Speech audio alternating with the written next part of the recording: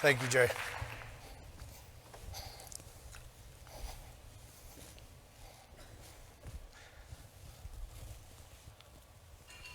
Vacation's all I ever wanted. Vacation, gotta get away. Vacation meant to be spent alone. Wait a minute. That's not what you expected, Sioux Falls, I'm guessing, right? Jeff, I can tell by the look on your face that clearly that sounds better in my head than when I sing it, right? Yeah, I mean, let's be honest. My singing career would be more short-lived than a corn stalk on 57th in Minnesota, true? Right? Outdone by Cornelius. Why would I do that? Why would I put you through that torture? Or better yet, why would I put myself through that torture and slightly embarrass myself? I've got friends here, I can see with their heads still in their hands. Why would I do that? The song Vacation by the Go-Go's, it's a 40-year-old song, really doesn't have anything to do with leadership, does it? I guess unless you need a vacation. But singing that song in front of a group of strangers when you clearly can't sing just may have everything to do with it. Tonight, I'm going to share with you 3 powerful observations of businesses that thrive versus those that survive, the leaders that rise versus those that stay stagnant. This is how I see it playing out tomorrow morning. You'll go one of 3 ways, those of you that are here and that are online. Either you're a leader that maybe wants to run your own department, maybe your own division, maybe you want to run your own company.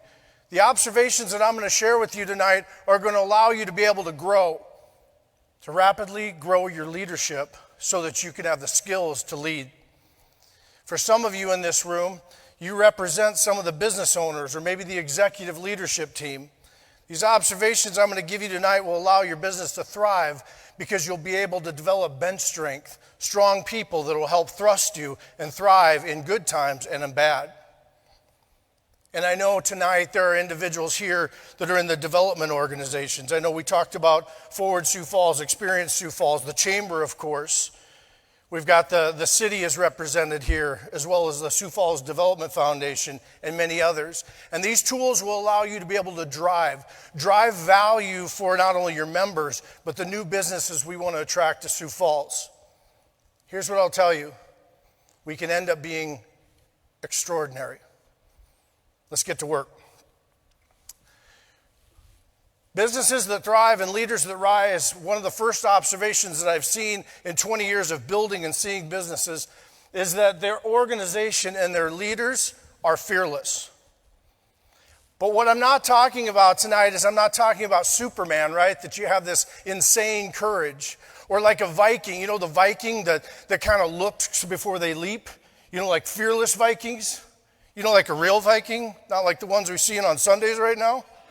I got a few Bears fans, and there's always some in every crowd, right?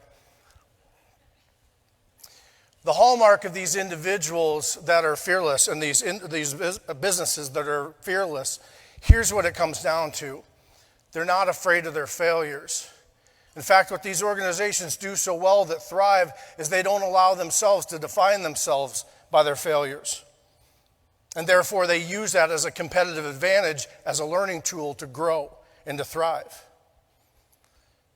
You think about it, intuitively, some of our best lessons in life that we have learned has been from our failures, hasn't it?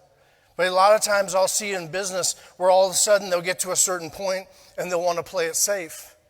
They don't want to make any mistakes. We'll just do it the way we've always done it. Or a leader all of a sudden gets to a certain position and now all of a sudden I don't want to make any mistakes. And so where do you fit on that scale of thriving versus surviving? Folks, one of the questions that I ask leadership quite often at the onset, and it kind of gives you an idea of where you are. In fact, I'll ask you the question tonight. And it's a powerful one to know whether you're thriving and you're moving forward, whether you're really being defined by your failures. And the question is this: when is the last time you did something for the first time? When is the last time you did something for the first time that you weren't guaranteed success? Has it been a while? For me, folks, when I was asked that question a dozen years ago, it was like a punch to the stomach, because what I realized at that time is sometimes the biggest killer of success can be success, can it? But what if it wasn't? What if we really wanted to rise as a leader or thrive as a business? And we were able to jump into our fears and not define ourselves by the chance that we might fail. What could happen? What I've seen in leaders and organizations is it radically changes their life. In fact, it can almost change the trajectory of your life. 25 years ago, folks, I was a senior at Dakota Wesleyan. Yes, the Harvard of the Dakotas. Now, I did coin that term some years ago. I know I did. I'm a senior there, and nobody wants to be the senior class president that year because the senior class president has to give the speech at graduation. So now I'm a kid at that time that visibly gets sick if I'm going to give a class presentation to 2 or 3 people. But I'm also a Northeast Nebraska farm kid. And so I just rolled up my sleeves. Somebody's got to do it. So I said I'd do it.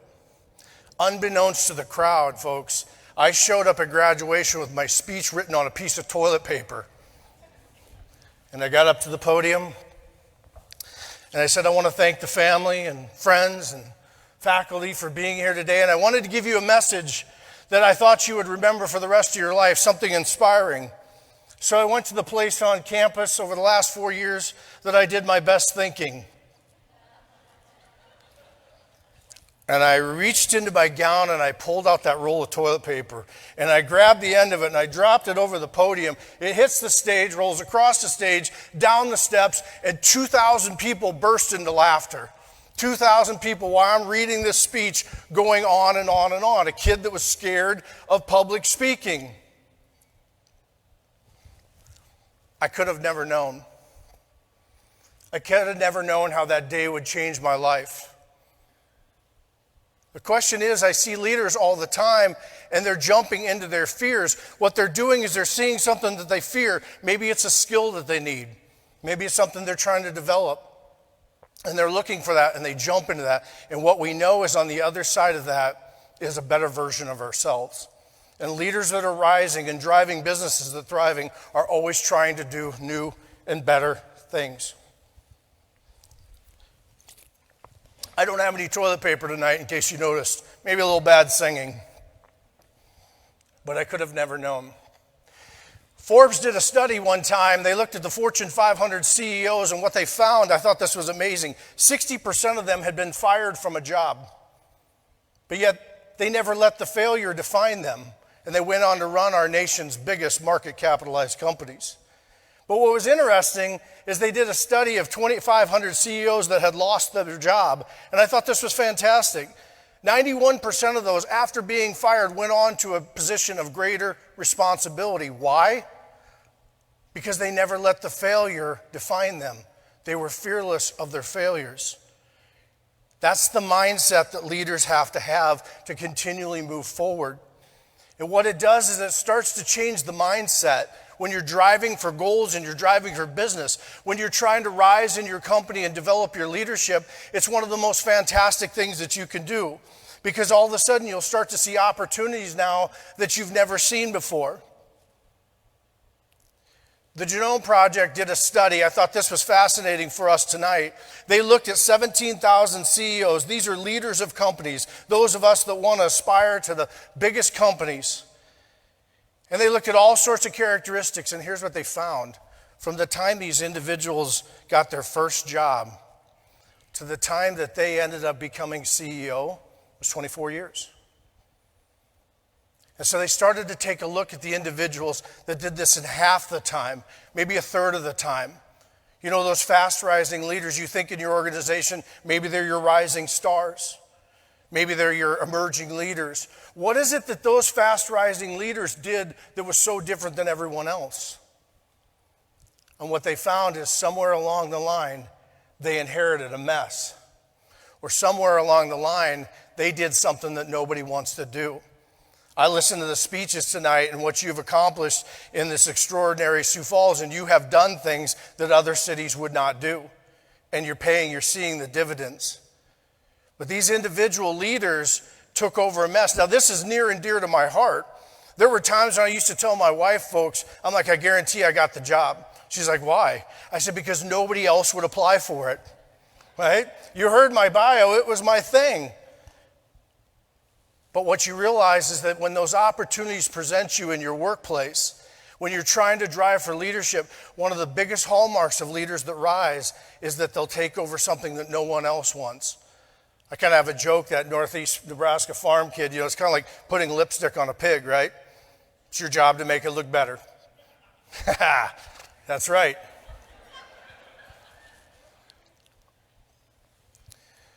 For those of us as leaders, those are a couple ways to rise fast, and they're courageous. But I want to talk for a quick second for those of you that represent the business owners or the executive team. One of the hallmarks of leaders that rise in good times and bad, organizations that thrive, is the fact that they make it safe for the people to do this. They make it safe for their people to fail. They give them a white sheet of paper and they say, try and learn, focus fast, fail fast. It's so paramount that we as leaders create this environment in our organizations to make it safe for our people to try.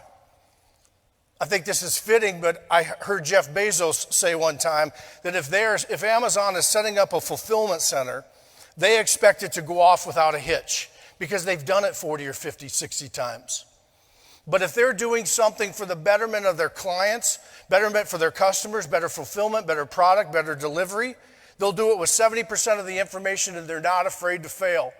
Because what they believe in is focus fast, fail fast. Fail fast, focus fast.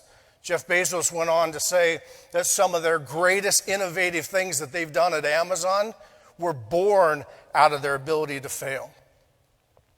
I'll leave you with this point for leaders and leadership development in terms of fearlessness. What we have to understand is failure is not the opposite of success, folks. Failure is a part of success. And we have to drive into that and not worry about the things that we fail at, and it makes all the difference in companies that rise. True?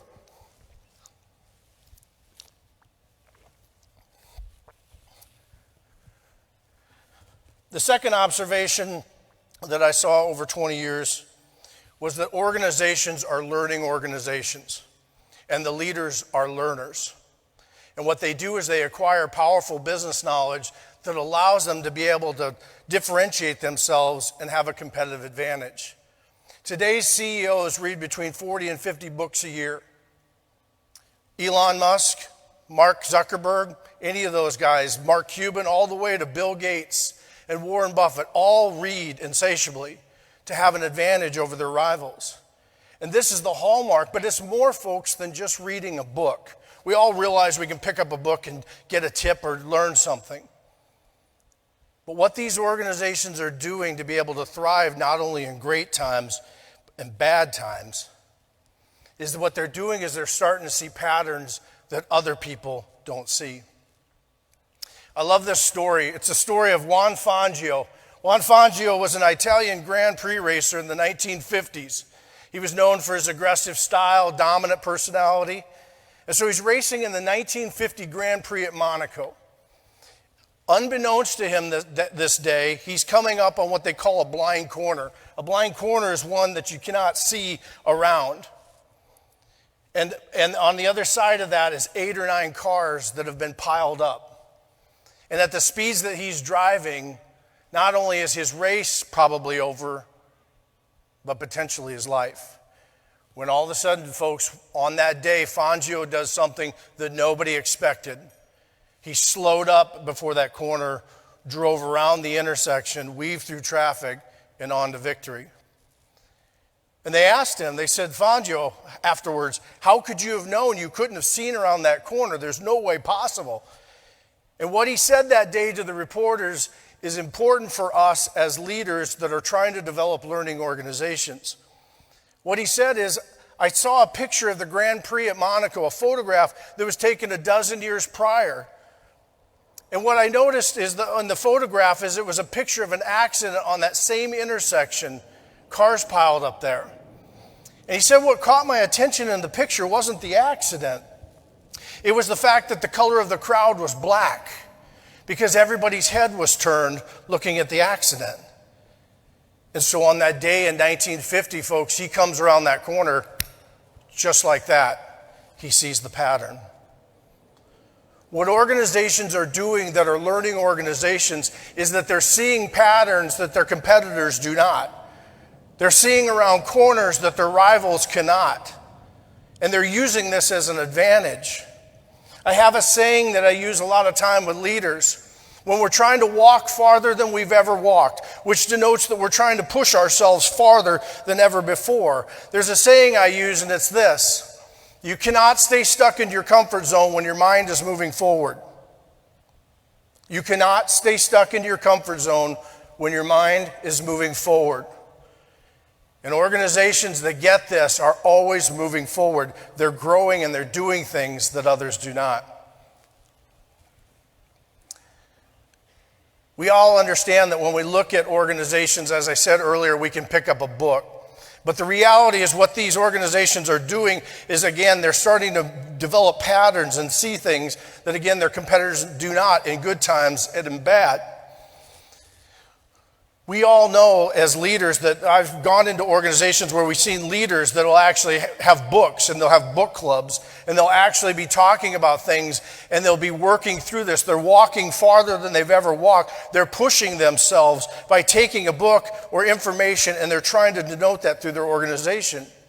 But I've also seen organizations too that now have leadership groups, like your emerging leaders, the people you're trying to develop for bench strength, are doing things like mastermind groups. And they're getting together, and what they're doing is they're taking different departments and they're growing together and they're solving problems together and they're being collaborative with each other. And it makes all the difference. They're solving problems throughout the organization and the results are fantastic. I've had the opportunity to work with companies in the world of sales, where now all of a sudden we're taking one of the sales meetings a month. And what they're doing is they're starting out with a podcast, as an example. Maybe they're listening to an expert on creating value. They're listening to that for 15 minutes and then spending 20 minutes with the sales team talking to them about how do we deliver value to our customers? How do we get this out there with our prospects? And what they're doing is think about how engaged that sales staff is. Think about how engaged they are to be able to go out that week and go and to their clients and prospects and deliver value that their competitors are not. We're seeing some great things with these organizations. Also in Sioux Falls, which are our two title sponsors, you see in the healthcare, you see this as a big advantage. And I'm seeing what's happening on that front line is that they're developing people. They're allowing those frontline leaders to co-create solutions using books and mastermind groups and collaborating. As remember, I talked about Jeff Bezos. What they're focusing on is how do we deliver better healthcare? How do we deliver a better experience for our customers or our patients? And they're seeing outstanding results. Learning organizations are the wave of the future. When I walk into them, they always have a pattern. They always see something that's happening, and they allow it to permeate throughout that. There's a saying that I like, and what it denotes is where you're going to grow to. And the saying is this, that the bigger your future is, the bigger you see your future, folks, the brighter today is. The bigger you see your future 5 years from now, 10 years from now in your business or in your leadership, the bigger that is, the brighter today is. And what those organizations are doing is they're backfilling that information. They're taking that information and they're making that happen. They're going from here to there. And we're seeing some outstanding results of being learning.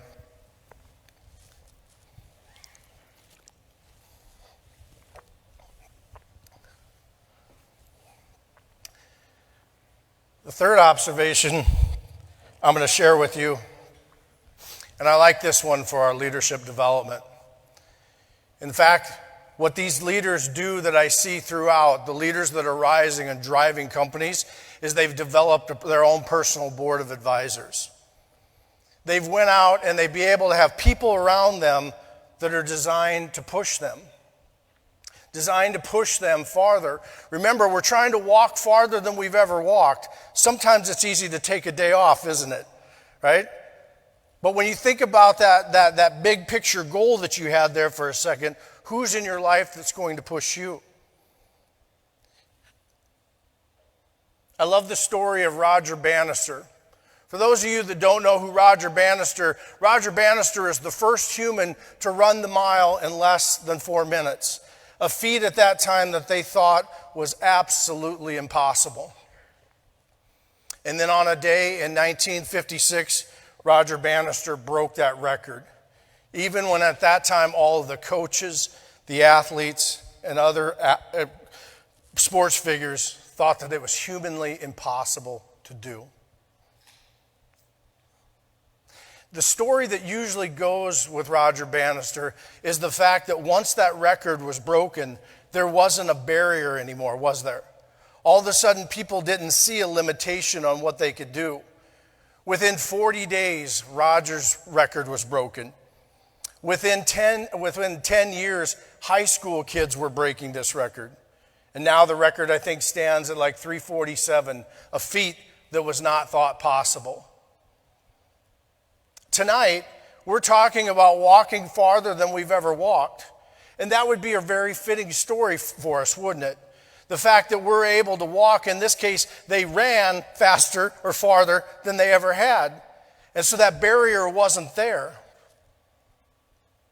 And now all of a sudden, everybody continued to move. Everybody continued to break through that. But folks, tonight I wanted to share with you a story, a narrative inside of Roger's story that never gets talked about, that I think is one of the most fascinating leadership talks or leadership development concepts out there. On that day in 1956, what Roger used was a technique that was legal, but at that time was somewhat controversial. Roger used pacers. For those of you that don't know what pacers are individual teammates that will run the race with you. They can run as fast as you, but they just can't run as far. And their job is to make sure they run as long as they can, as fast as they can, so Roger can just keep up with it. So Roger can keep the pace on breaking the record. So on that day in 1956, he used 2 of those individuals. The first pacer kept the pace for about 2.5 laps, when all of a sudden he fades off. The next pacer steps in and takes him about another lap. So they're about 3.5 laps inside of this 4-lap race when he fades off. And Roger gallops into history.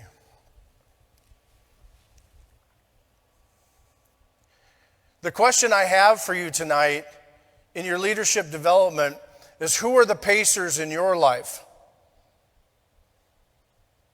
Who are the pacers in your life that are designed to push you farther than you've ever pushed? A lot of times, folks, it's usually not your spouse or significant other. It's usually not friends or family. Sometimes it's not even coworkers. I can guarantee you it's not my parents, because they're probably watching tonight, and I could give the cruddiest speech tonight in the world, and they'd be like, "That's my boy. He does so good." Right? I'm so proud.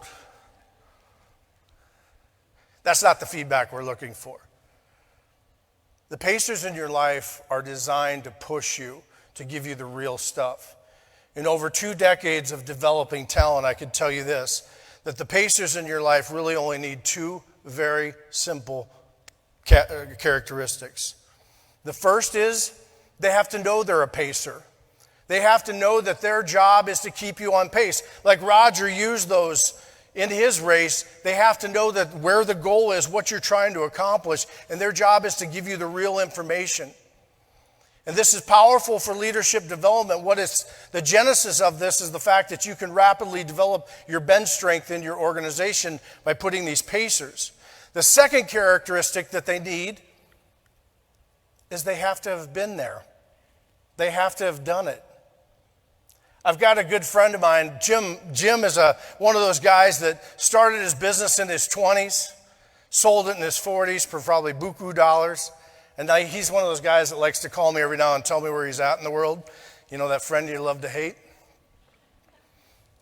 And I asked Jim one time, I said, what's the best piece of advice you ever got in running your business and being so successful? And what he told me was, the best advice I ever got is to never take advice from somebody who hadn't been there. And I thought, that's kind of simple, isn't it? But how often do we maybe ask the wrong person for advice? Maybe ask somebody at home about an issue at work, or somebody at work about an issue at home. Sometimes we ask the wrong people. So having those two characteristics give us the ability to have those people in our life that revolve through. Think about for a second, think early on we talked about the fear. The thing that you fear the most, right? The thing that is maybe holding you back in your leadership. The thing that the last piece that you need to do what you want to do. The last piece that you need in order to grow your business. Think about having that there and putting people in your life that help you to rapidly develop that. And that is the hallmark of these organizations that are really not only growing their people, but they're growing their business. I've always had a saying that if you want to grow market share, grow your people. And so over 2 decades, I was able to have the fortune to work with in developing an immense amount of leadership, senior executive talent. And one of the things I'll share with you tonight is how do we use these pacers in our lives? How do we use this fear, right? What do we use this last piece that person needs? And how do we give them the information? What I developed is I'm going to share this with you tonight. You can see that it's a roundabout. Now, I know you have a few of those in Sioux Falls, and I've come to believe that 13% of the people in this town know how to use the damn things. Right? You're supposed to yield.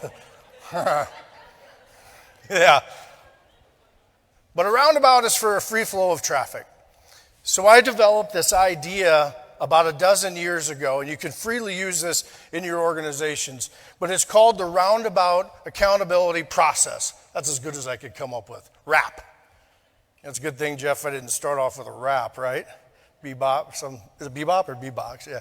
Anyways, the Roundabout Accountability Process is really designed for you and your organizations to rapidly develop anybody, from your emerging leaders all the way to the C-suite executives or even yourself. The genesis of this is the fact that you are starting with the idea that I'm going to rapidly emerge a leader in this process to develop the talent, and the results are absolutely fantastic. When you look at it, at the center of it is really 2 pieces there. Inside of that, you put the leader. Again, that could be the emerging leader, the CEO. In some cases, it can be yourself. And inside of there, what you do is you put the thing that you're trying to develop. Think back earlier to the fear. Maybe it's the fear, the thing that you want to do. Maybe it's public speaking. Maybe it's negotiations. Maybe it's better conversations, better customer service. I don't care what it is. The thing that's really holding you back in your leadership, and you put that inside of there. Now, here's the power in this model. Is you'll notice that there's 4 roads that go outside of that. The top road is an individual that is in your organization that is going to manage this process. Probably a longer conversation than we have tonight, but nevertheless, it's somebody that's going to manage this process to make sure they have the things that they need. You'll notice outside of that there's 3 roads that are represented in this roundabout. That is for the information that leader needs, the resources they need, and lastly, the 3rd road is that pacer. That's where we put the pacer. So you can see that you're emerging the leaders within your organization, and as I said, the results are fantastic because you're doing this on the job in a learning organization that is pushing and pushing. And those individuals have the ability to learn and make those mistakes on the job, but have people, the pacers, around them for great growth. And it's fun. You can have as much fun as you want. I mean, like I said, I developed this a dozen years ago. It's free for anybody to use the concept. But when I became a public speaker, a professional speaker, I hadn't done anything other than maybe that college speech.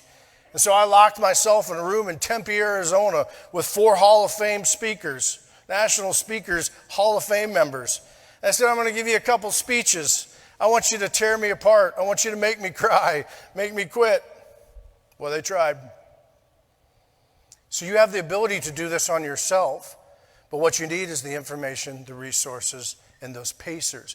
And you'll see that it's a free flow of information because the pacers always change. We should always be asking ourselves, who do I need next? What's the last piece that I need to become better? And put those people in there. I've even had fun in the corporate environment. One time I had a young executive. She was wickedly smart. She had all the skills, but she just didn't have the charisma, if you will. She didn't have the presence in some of those meetings. And I would put her in a position so that she could report out on my numbers, so that she had the opportunity to lead. But it was that last piece that she needed. And I hired her acting lessons. You can have as much fun with this model as you want. I went to a local theater company and I said, hey, you use volunteers in your theater. Can you teach somebody charisma? I mean, can you teach them? She's like, yeah, hired her. And the results are amazing. That woman is still doing amazing things today. It was the last piece. When we want to walk farther than we've ever walked, we have to find ways to push ourselves every day. I just spoke with your local TV station yesterday morning, and I talked to them about laying tracks in front of a moving train. It's really kind of the same concept in terms of walking farther than we've ever walked because it denotes action. We have to get off the couch. We got to walk. And so great leaders in these organizations are always moving forward, and they're always developing themselves. And I'll say it again. If you want to grow market share and you want to grow your business, you have to grow your people. And they have to feel safe. Tonight, we talked about being fearful. What I challenge you tomorrow morning when you get up and you're having your cup of coffee, I challenge you to take out a white sheet of paper. And on top of that, write the thing you fear. Or write the thing that you think is holding you back in your leadership development. Write that down. And think about my speech, the Wesleyan speech. And think about what it would be like if I did that. Regardless of failure or success, on the other side of that is a better version of me, and jump into it. And write down in a couple sentences what that would be. And then underneath of that, I want you to think about the learning that we talked about in the second observation. What is the thing that is the biggest picture of me? Sit there for a moment in silence. Just try this. Sit there in a moment of silence tomorrow morning, if you can get some quiet time, and think about the biggest picture of your existence, the biggest picture of your leadership, the biggest picture of how you want the chamber to look, the biggest picture of how you want Sioux Falls to look. I don't care. The biggest picture of what you want your company to look like. And feel how bright today is. And then we just talked about putting the pacers and putting those people in our lives. And after we've chosen that, and we understand the thing that's holding us back, and we're getting the information, now put the people in your life that are going to kind of, forgive me, but kick you in the butt and push you. And everything can happen.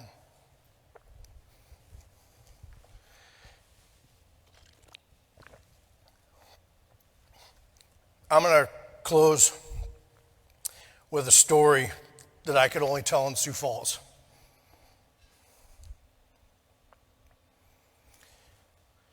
Eight years ago, I was in the Yankton market, responsible for growing that one. And at the time, my boys, Zach and Xander, were just little boys. They were 9 and 7 years old. And so we went out on this place up on Lake Yankton where there's a bunch of bush you can see and just a whole bunch of forest. It's a beautiful place, one of the most beautiful places, I think, in the world. And so backpacks in tow, we park the truck and we go hiking. And we go about 1.5 miles inside of this forestry area, and we're having fun. And what we do is we come up on this area inside the forest where the trees have kind of fallen in on each other, the dead trees. And so we decided that we're going to make an X cave, like excellent adventure, excellent day with Dad, whatever the case is. And we spend the day, folks, doing stuff that would make their mother cringe, like hatchets and knives, right? We're cutting dead branches and we're building this X cave. That day, I was teaching my sons to walk farther than they've ever walked, kind of literally and figuratively. Throughout the day, I started dropping hints to them. And I started telling them, how would we find our way out of here? Which way does the sun go? How do we get our bearings? How do we do this stuff? Again, pushing them mentally farther than we've ever walked. That wasn't the end result. I thought I had a picture of that.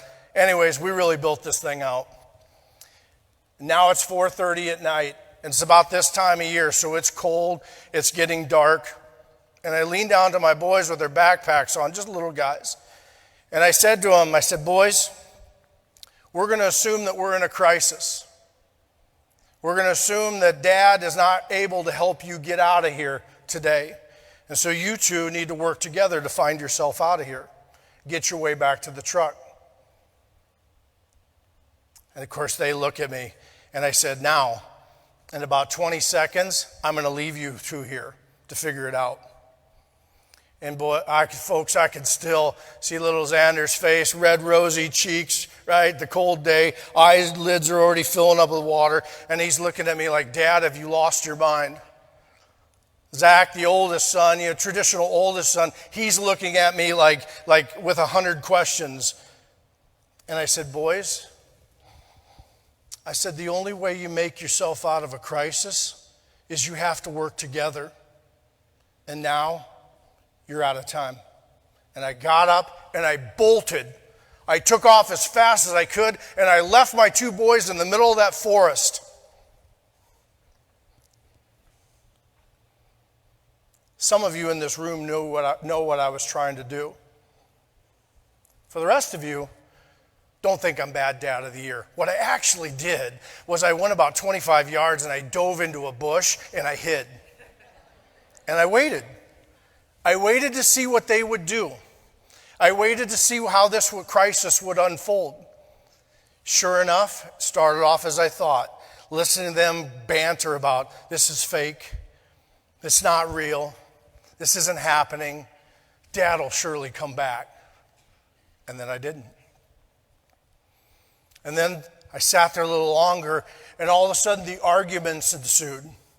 All of a sudden, Zach wanted to go right, and Xander wanted to go left, right? And the thing that happened was the thing that I worried about the most. They split up. They were mad at each other. They decided to go the opposite direction. Now I got to decide, am I either going to choose a son, right? Or do I jump up and, all right, the gig is up. This is what we learned today. But folks, I waited. And the coolest thing happened. They got about 15 yards away. And they turned and they walked together. And they started working together. And pretty soon, those two little boys, over the next 45 minutes, found their way out of that forest and all the way to the truck. While Dad was crawling on his belly so they couldn't see me. This is the victory stump. They stood there, and you can see it in their faces, can't you? I tell you that story of my kids because in Sioux Falls, this is the only place I could probably tell that because you all get this.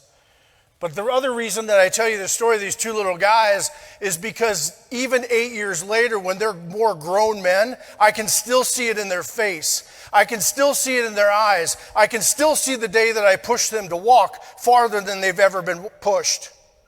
I can see it. And I can see it in yours. I can see it in all of your faces. I can see the fact that here in Sioux Falls, an extraordinary Sioux Falls, you have walked farther than you've ever walked. I sat in this audience 15 years ago when somebody said, we're going to build a city. And boy, did you guys build a damn city. It's beautiful what you've accomplished. It is amazing to see the difference. It is extraordinary. What is happening in Sioux Falls does not happen everywhere. I formed the company Boiling Frog Development to help leaders recognize that their environment has changed. And boy, has yours ever. I got to watch you when I was in the Southwest in Arizona. I got to watch you over the last 7-8 years from afar. I got to watch how you dealt with tornadoes and floods and recessions and pandemics and whatever else. And the way in which you all have handled that as a business community and as leaders is absolutely fantastic. I can see it in your face. When I meet with you now, I can see it in your eyes. In front of us, folks, now, as some of the previous speakers spoke, we have kind of a whiteboard in front of us. And we can paint whatever we want Sioux Falls to look like. We can paint whatever we want it to look like. For some of you in the audience, if you're thinking about your leadership, you can paint whatever picture you want that to be. You can paint, if you want to be the CEO of your own company, if you want to be dominant in leadership, you can paint that picture. For those of you that are running businesses, if you want to be global or regional or international, I don't care. Can you see it? Can you paint that picture? Can you see it? And for the development organizations in the city, the people that are represented here, can you see it? Can you see Highway 100 just lined with cars and businesses, just growing, people begging to come inside of our industrial parks? Can you see it? And if you can't, all you have to do is paint the picture. The only 3 brushes that you need to paint this picture in Sioux Falls is being fearless, being learned, and having people around us that are always going to push us. I got to watch how you all came together in this last pandemic, pooling resources to come together, to be able to make sure that all businesses that possibly could would survive and homeowners could survive. Folks, you were all wearing different colored jerseys and you got together and collaborated and did things that were amazing. This is extraordinary. This doesn't happen everywhere. This is one Sioux Falls. And I'm so proud to have brought my business back here.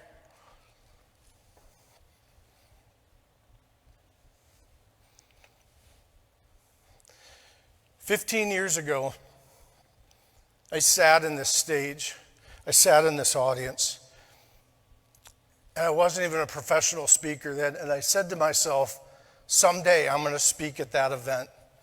Someday I'm going to have something cool enough to tell a group of people like you, and I'm going to make that happen." And the 3 brushes that I used, folks, were those brushes. That's the picture I painted. And I can tell you, in 114 years of this event, I don't think there's a speaker that's graced this stage that is more thankful to be here than I am. Thank you so much, Sioux Falls. Thank you.